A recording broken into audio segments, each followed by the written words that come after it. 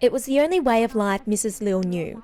Farmers like her lived for generations off the fields now submerged beneath this massive reservoir in central China.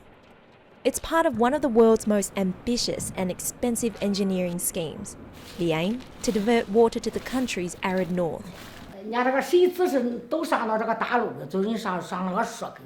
Even the big roads were submerged. We were all moved away. Houses were built for us, so we were more than willing to move.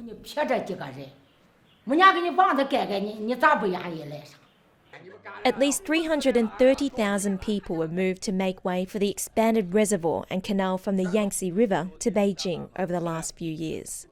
But many weren't impressed with what they found when they reached their new homes. We didn't feel comfortable when we arrived here. The houses weren't well built, the ceilings had cracks in them, and they still haven't fixed them. This section of the project is due to start flowing this month. The government says the route will supply Beijing with 1 billion cubic metres of water every year. The capital and northern China have a chronic shortage, with half the country's population and economy, but just a fifth of the national water supply.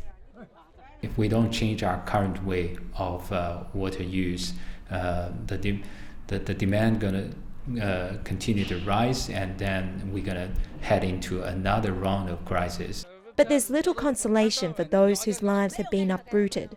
Many are now unemployed. In the old village, we could cultivate cows and pigs. We could still have incomes even when we are too old to move, but here we have no income. But they know there's nothing they can do. All land is owned by the Chinese government, and when it says you have to move, you have no choice but to move.